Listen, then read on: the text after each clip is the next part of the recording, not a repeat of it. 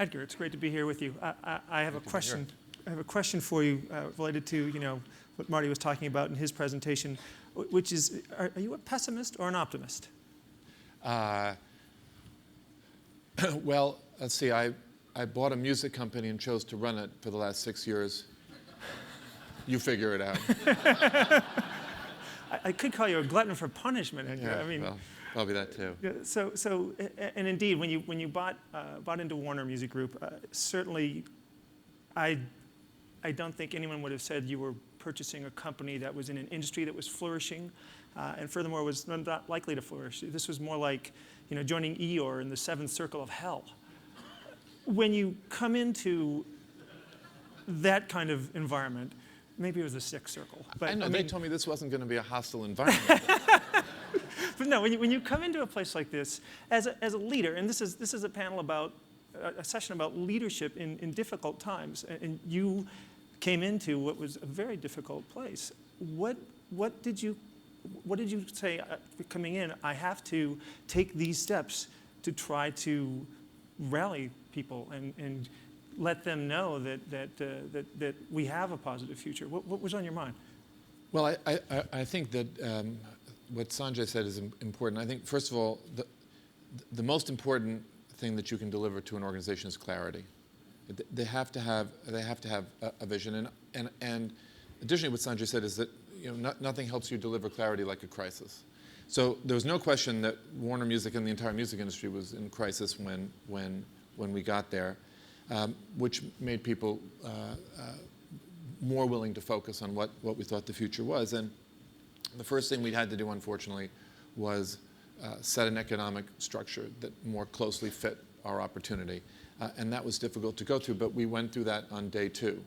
So that was announced and done so that people could look to the future and not be paralyzed by what was going to happen next and who was going to have their job. And then what we said was, we think there's a huge future for content and for music, and I'm still hoping we were right. Because it's taken longer than I think it should have, but I'm very hopeful that the things that are now happening, very much as a result of the innovations that Google has created through Android, and the ability now of wireless networks to deliver content and information in more seamless ways, I think we'll see content generally and music specifically start to grow again. It's a more important product in people's lives than it ever has been. Fewer people are paying for it, but I think that's principally because there isn't a form or a forum that makes it easy for them to do so. And I think if we can get the portable model right, which is reasonable in terms of cost, accessible and easy in terms of usage, I think there's an enormous future. And I brought this actually up on stage as a prop so we could talk about some of that, because I know that was something that even in 2003, when this was probably not even a glimmer of a figment of someone's imagination, you had this vision. But you had to be tactical first. And so you mentioned you came in and on day 2, you made some economic adjustments. Those were cutting 25% of the workforce. Just sort of straight off, and killing one of the labels that was a major label within Warner. I mean, those are hard decisions. You had probably then to deal with some shell-shocked employees, and I'm curious about tactically what you decided to do to kind of go out there and say, okay, now we're going to move forward. Well, first of all, there is nothing more important, I think, than a culture. And I think I heard a CEO once in a panel was asked the question, if you could get your organization to do one thing better than it currently does, what would that be? And remarkably, his answer, which I certainly wasn't expecting, was listen. And I thought that was a great answer, but then it occurred to me that there are certain conditions that are requisite to be able to listen. So if you're fearful for your job, you can't listen. If you think there is no future, you can't listen. So you have to create a culture where, in order to get people to change, and frankly, most incumbent companies in transforming industries don't survive. Okay, so if we're going to be any different, it's because we're going to have to listen and learn how to do new things. So the first thing really I did was to go out and talk to people in town halls and email people directly and answer their questions and frankly ask and answer the questions they were too afraid to ask. Like, now that my best friend's been fired, am I next? And the answer to that was no. It's done. It's over. We can look forward. And here's what we're going to do, and here's how we're going to do it.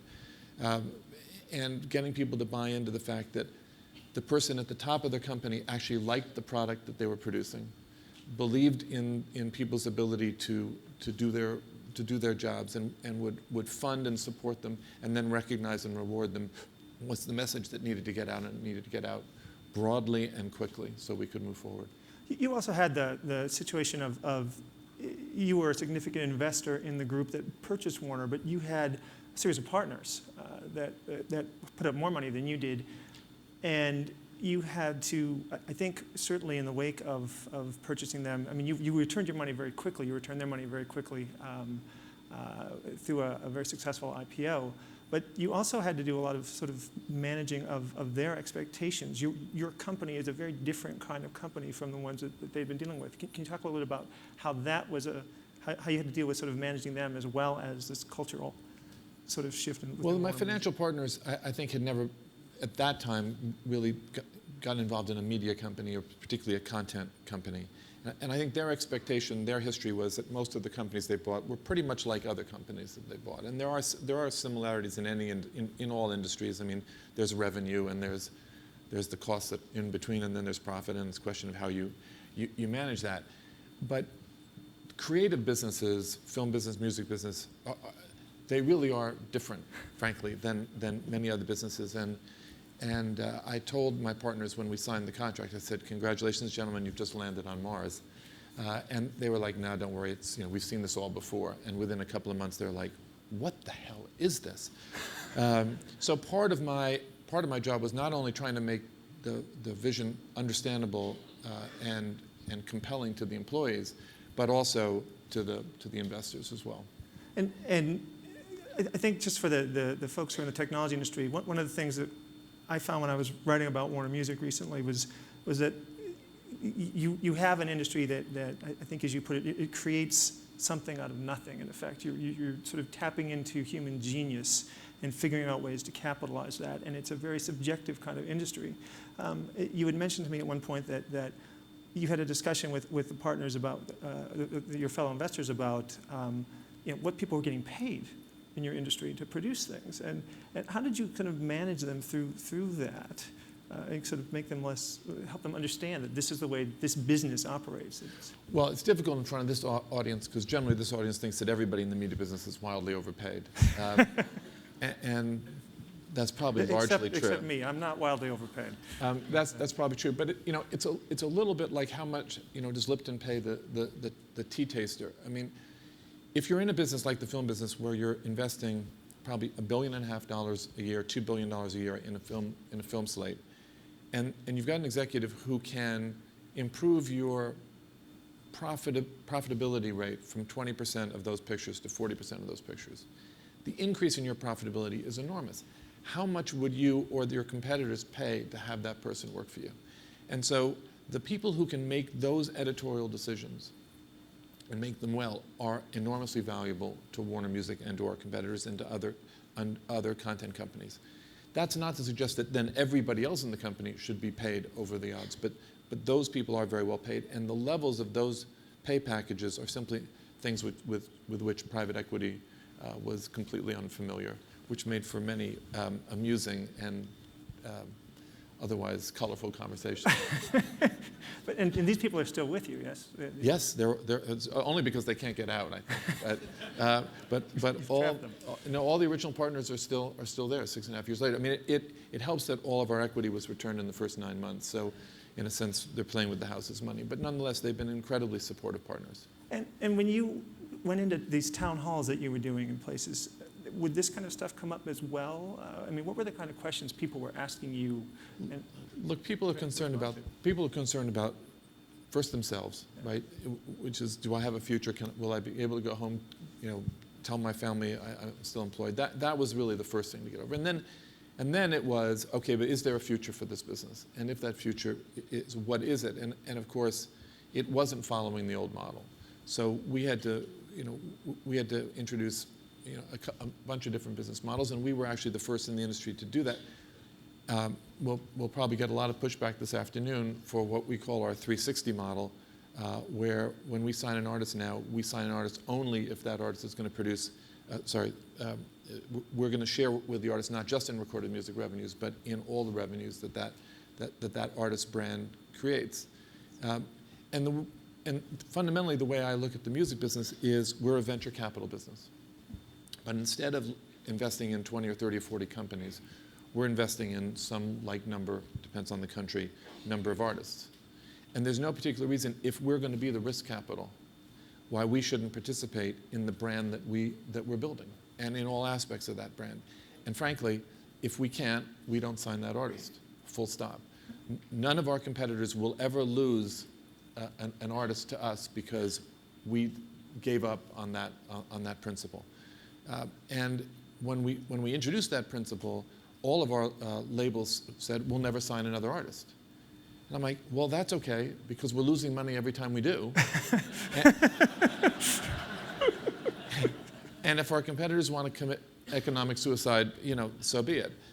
So that's been a difficult model. It's been difficult for the managers, agents, and lawyers to accept. But frankly, we are the risk capital, and remarkably, in the 10, 12, 15, whatever years of the internet, and the ability for fans to discover artists on their own, et cetera, there really has not been one single sustained commercial career of an artist that came through the internet and not through a recording company. Well, but it's only been 15 years. I mean, it's not necessarily a lot of time. And do you think that might start to change 15 years out? I think there will be exceptions, but I think fundamentally the notion that record companies are irrelevant is basically based on the principle that record companies provided distribution. And now that that distribution is less necessary, because it is still actually fairly necessary, but that's a misconception. The value of record companies really was not in distribution.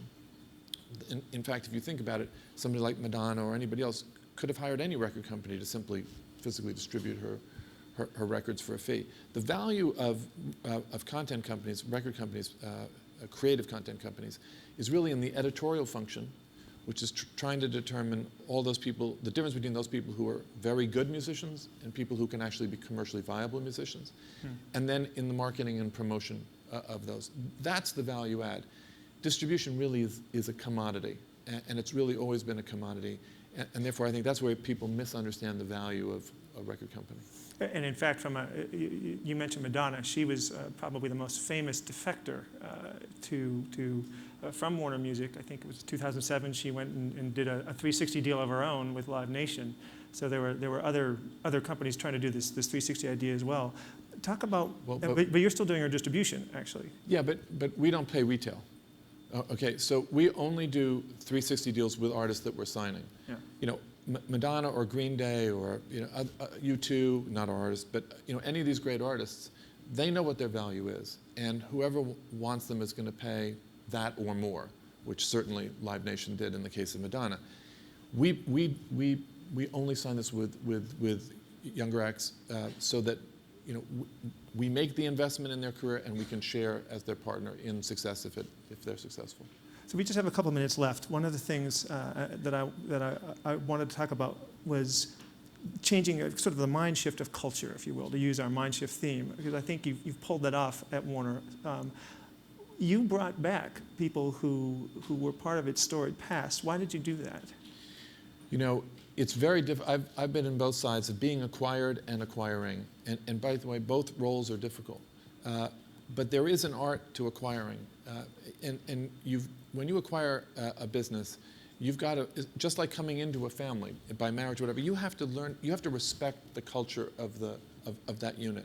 And one of the ways that we could tell the people at Warner that we respected who they are and why we purchased them was to bring back some of the people who were still incredibly interested and incredibly viable, like Mo Austin at Warner Brothers, Jack Holtzman, who was celebrating this year the 60th anniversary of Elektra Records, and then he also founded Non Such Records. He founded Elektra when I think he was 19. And we brought these people back to say, you have a rich and deep cultural history. These people can still add value. We care a lot about that. And while we're going through all this change, we also want to recognize what brought us here and to sort of create some ballast for the people as we went through and continue to go through this enormous change. And I think the last thing in terms of mind change that I'd say is, there is this issue about open or closed, Apple and Android and others. I think music, too, will go through this issue of being both a product industry, which it is now. You buy a song, you buy an album, to being a service business as well, where what you're buying is not so much songs or albums, but access, the ability to share, the ability to playlist, the ability to shift content from any device anywhere to another device anywhere. So the business is going to be, it will continue to be a product business, but it will also become a service business. And we've got to build different kinds of products and have different kinds of people who can deliver a completely changed business model as technology develops. And you're sort of actually also bringing up something that we're seeing a lot of talk about around the idea of the web, that there's a lot of fragmentation going on in the way that we receive information and what we choose to, how we choose to get it. Within your own industry, when we were talking back in April, MP3 sales had really slowed down at the time. They haven't really kind of bounced back from that, and we're seeing in the meantime streaming. We're seeing other kinds of formats emerge. We're seeing a variety of different services on devices like these and on other things. What does this sort of, is this sort of flattening something you think is permanent of people actually paying for things that they're downloading? And these streaming services are really that are kind of the beginnings of this idea you're pointing to. Those have not been very profitable for anybody. I mean, where are we and where do we go from I don't think anyone's introduced a viable model, and it's nothing to do with cost. I don't think anyone's created a user experience as well as Apple. And integrating hardware and software into a user experience, I wouldn't have thought, but I'm not a technologist, that it was that hard. But obviously, 7 or 8 years later, it's very hard because nobody really has done it. And we're now seeing the beginnings of the ability of others to do that. So I think as those services mature, you're going to see actually a renewed growth for the industry, because making easy, intuitive services will be critical. And they're coming. I think too often network operators tried to do it themselves. Technology companies tried to do it themselves. But now we're seeing services that really are robust and intuitive and convenient for consumers to access. They're not profitable yet, partly because their business model isn't mature enough, right? Which is, giving away product to consumers is frankly, as Sanjay said, it doesn't make sense. There's capital investment. We all need to recover that. No one's going to produce music if no one's going to pay for it. And so, we've made it very clear that we like all these services, but we're not going to give our music away to them for nothing. But we will cooperate with them so that consumers can access music in new and different, and I think very exciting ways. And I think the next year or two we'll see a real renaissance of growth in the music industry, I hope. So you're almost sounds like you're saying we have in the industry, kind of on a broad scale for consumers, what you had in a limited way within Warner, which is there's a lot of instability, a lot of question marks. And is that slowing demand currently? Is that where we're seeing downloads not really? I think you're seeing downloads slow because there's been no model to replace downloads. So just like there was when CDs replaced cassettes and vinyl, there was a huge boom of people replacing their catalogs, and then CD growth slowed. Obviously, with technology, everything moves faster. So you had, again, a much steeper, faster curve. Now you're seeing more moderate growth, but there hasn't been the service model introduced yet. You only have Apple, and they've done a great job. But I do think there will be people who will compete with them, and that consumers will be able to access music in new and different ways. And so you're positive that we're kind of on the cusp of that. It's sort of a last. Let's be optimistic on our last question. I'm learning. I'm perma. I'm perma. Thanks, Edgar. Thanks very much.